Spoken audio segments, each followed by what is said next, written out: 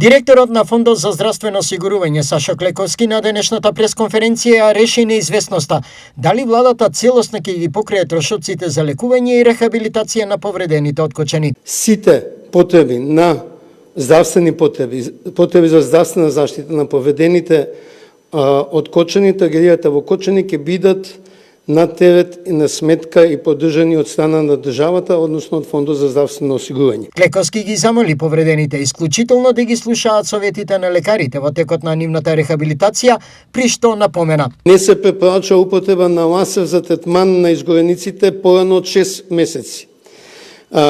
Дека во основа ќе треба веројатно да помине 1 или 2 години за да заврши заздравувањето на кожата пред да почнат естетски зафати за подобрување на изгледот. Што се однесува за специјалната облика за повредените, Клековски информира дека таа има рок на траење само 2 години. И во тој период најмалку неколку пати на неколку месеци таа облика ќе треба нови мерки да се земат, да се менува, да се адаптира. Над 40 повредени се пријавени за првата група за рехабилитација во Пониква.